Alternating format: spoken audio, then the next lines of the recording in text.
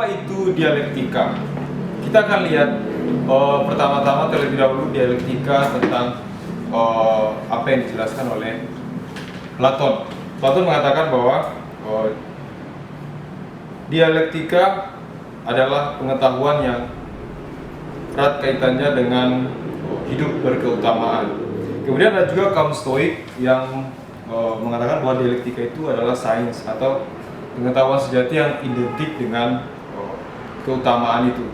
Tetapi Hegel berbeda daripada kedua pengertian tentang dialektika yang tadi. Kalau Hegel ini menyangkut soal gerak pikiran. Jadi kalau kita lihat dalam Kamus Besar Bahasa Indonesia itu menjelaskan tentang dialektika itu sebagai ajaran Hegel yang menyatakan bahwa segala sesuatu yang terdapat di alam semesta ini terjadi dari hasil pertentangan dua hal dan yang kemudian menimbulkan hal lain lagi yang baru gitu maksudnya. Nah, dialektika bagi Hegel itu menggambarkan cara bekerja pikiran yang bila mengikuti aturan bekerjanya, pikiran itu sesuai dengan proses perkembangan realitas itu sendiri. Jadi maksudnya bagaimana pikiran itu sampai pada pengakuan bahwa apa yang tampaknya dalam realitas itu bersifat berlawanan gitu, sebenarnya memiliki kesatuan. Nah, dan tentu saja bagaimana pikiran itu menemukan prinsip kesatuan tersebut. Itu yang ditekankan oleh Hegel dalam dialektikanya.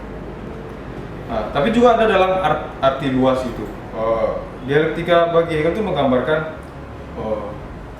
arus berjalannya pikiran, momen-momen dalam pikiran, di mana pikiran berjalan terus untuk akhirnya mencapai kategori kesatuan yang selalu lebih tinggi dari sebelumnya.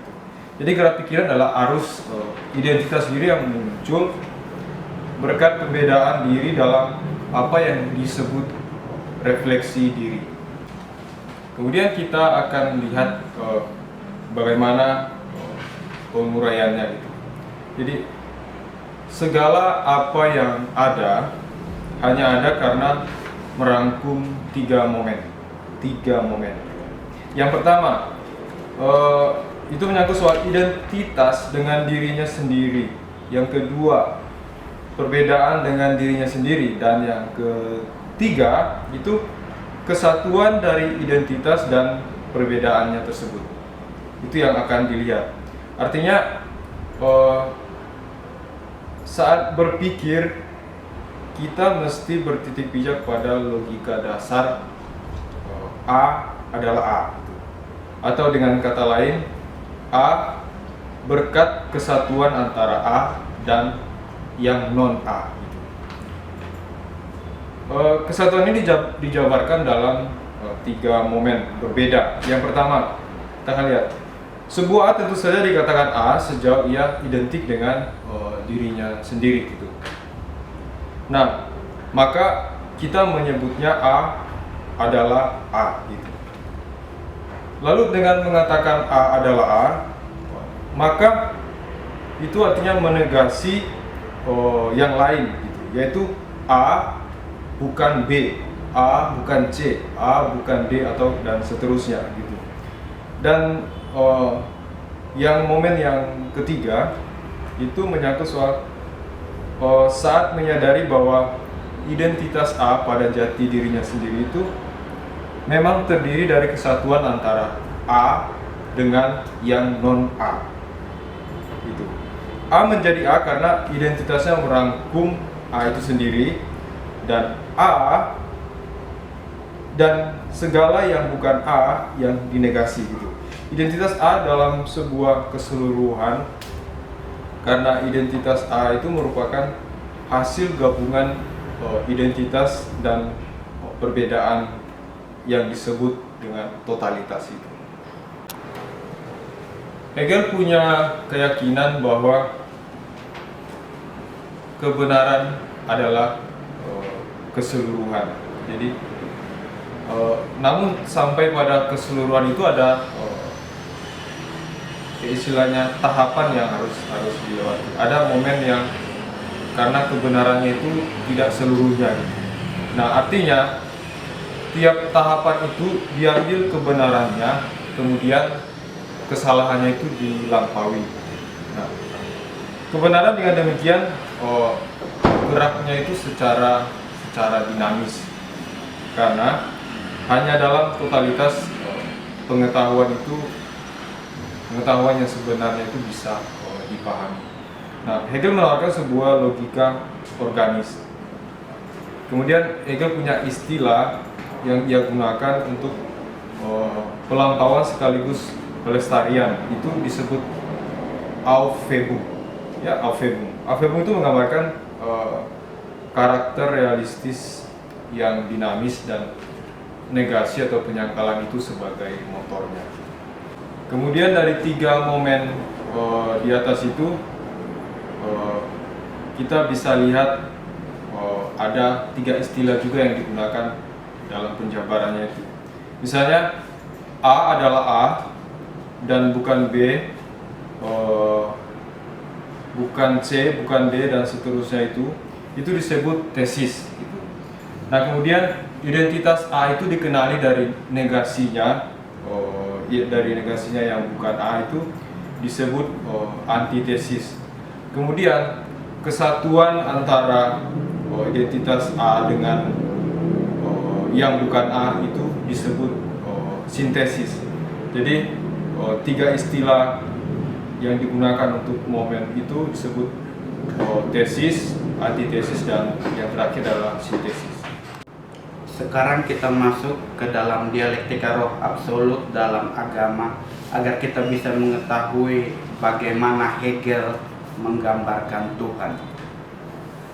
Perlu diketahui pertama-tama bahwa visi Hegelian adalah sebuah visi totalitas, di mana puncak segalanya ada pada konsep, di mana konsep itu hanya bisa diakses oleh pikiran manusia. Untuk itu kita akan kembali pada logika Hegel tentang tesis, antitesis, dan sintesis. Kita lihat Tuhan menurut Hegel itu bukanlah Tuhan yang Deus sifa natura, atau Tuhan dengan kata lain alam seperti yang diungkapkan Spinoza. Tuhan menurut Hegel juga bukan Tuhan dalam tanda petik Tuhan tukang jam sebagaimana diajukan Newton. Di sini maksudnya adalah Tuhan bukanlah sebuah alat mekanis jenius yang dalam hukum-hukum pastinya mengatur segala sesuatu sebagaimana sering dipikirkan oleh para kaum saintifik. Bagi Hegel, Tuhan seperti halnya realitas bukanlah sesuatu yang asing di luar pikiran manusia. Sama seperti pikiran mengenali lewat dirinya, lewat perbedaan dengan dirinya, Tuhan juga berproses secara sama untuk dikenali oleh pikiran manusia. Jadi artinya di sini bahwa Tuhan itu roh absolut, yang dalam diktat ini berarti suatu esensi murni yang menjadi objek bagi dirinya sendiri, yang dengan begitu berarti hanya memiliki intuisi atas dirinya sendiri. Dengan kata lain, sebuah esensi murni yang menjadi lain dari dirinya, ia kembali secara murni dan sederhana dan sama dengan dirinya sendiri. Tuhan menurut pandangan Hegel, menurut pemahamannya adalah konsep yang berkembang. Jadi kita masuk pada tesis yang pertama, pada tesis bahwa Tuhan itu adalah roh absolut, di mana dia adalah dialektika murni, esensi dari segala yang ada. Kemudian kita masuk ke antitesisnya, di mana Tuhan yang sebelumnya adalah roh absolut itu mulai menampakkan diri menjadi sesuatu yang sensibel, sesuatu yang bisa diamati, yang bisa disentuh oleh manusia. Dan kemudian kita masuk pada sintesisnya, di mana Hegel mengatakan Tuhan itu adalah dialektika murni esensi segala yang ada, yang mengobjektifkan dirinya dalam apa yang lain darinya, dan dengan cara itu kembali pada dirinya sendiri. Sekarang kita akan membahas mengenai dialektika roh absolut dalam tindakan manusia. Bagi Hegel, kesadaran manusia mampu memahami Tuhan.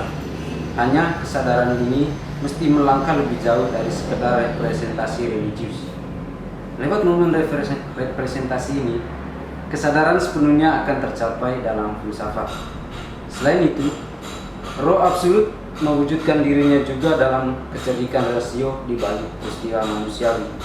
Yang real adalah rasional dan yang rasional adalah real. Rasio dengan cerdik hadir di balik keyakinan manusia menggapai kebebasan. Pada momen pertama, kebebasan adalah sebuah ide abstrak dan kosong. Kedua, lewat kehendak pribadi, manusia yang percaya pada kebebasan mewujudkannya lewat perlawanannya pada takdir atau segala bentuk keniscayaan. Bebas artinya menegasi takdir eksternal yang memaksanya. Manusia percaya bahwa dengan melawan takdir dan mengikuti kebebasan partikularnya, ia sedang mengejawantahkan esensi dirinya sebagai makhluk bebas. Ketiga, ketika ia melawan takdir, justru takdir menampakkan diri sebagai bagian tak terelakkan untuk dipeluk supaya manusia sungguh bebas. Manusia pada titik ini menjadi sadar secara konkret tentang arti kebebasan. Ia sampai pada konsep kebebasan yang universal dan konkret. Untuk memahami 3 tahap kebebasan manusia ini, kami mengambil contoh dari peristiwa yang sedang kita alami saat ini, sedang dunia alami, yaitu virus corona. Ketika pandemi COVID-19 melanda dunia, berbagai negara mengeluarkan aturan untuk mencegah penularan virus ini.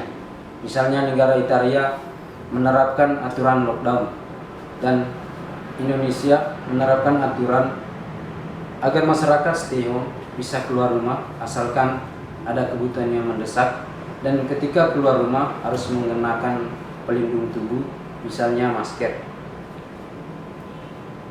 Dan tentu komunitas biarawan dan biarawati juga harus menaati aturan ini. Tetapi kembali lagi, setiap pribadi memiliki kebebasan untuk menaati aturan ini atau tidak. Misalnya salah seorang anggota komunitas merasa bosan dan jenuh tinggal terus di rumah, maka ia menggunakan kebebasannya untuk keluar biara, mencari udara segar, misalnya ke pantai, dengan keyakinan bahwa ia tidak akan tertular virus ini, dan ia merasa yakin bahwa imun tubuhnya baik. Tetapi nyatanya ketika ia di luar biara, ia tertular virus ini dan dia sendiri tidak mengetahuinya. Ketika ia kembali ke komunitas, tentu saja akan menular kepada anggota-anggota komunitas yang lain. Dan ketika diselidiki, ternyata penyebaran virus ini berasal dari dirinya. Akhirnya ia dipisahkan dari komunitas untuk menjalani masa karantina. Dan di saat inilah ia menjadi sadar bahwa tindakannya itu merugikan diri sendiri dan orang lain. Dan di sini juga ia menjadi sadar bahwa aturan itu mesti ditaati supaya tidak merugikan dirinya sendiri dan juga orang lain. Jadi kesimpulannya adalah bagi Hegel realitas adalah keseluruhan. Artinya benda-benda di dunia harus dilihat dalam konteks keseluruhannya karena benda-benda itu tidak dapat berdiri sendiri. Gerak penyangkalan dan pembenaran itu saling terkait. Dalam hal ini tesis, antitesis, dan sintesis. Dialektika memandang bahwa sesuatu hanya benar bila dilihat dalam keseluruhan hubungannya. Hegel menggunakan istilah Aufheben untuk merangkum, penyangkalan, menyimpan, dan mengangkat. Apa yang disangkal tidak seluruhnya dihancurkan, melainkan hanya segi salahnya saja yang disangkal, sementara yang benar tetap disimpan untuk diangkat ke kebenaran yang lebih tinggi. Sekian penjelasan dialektika Hegel dari kelompok kami.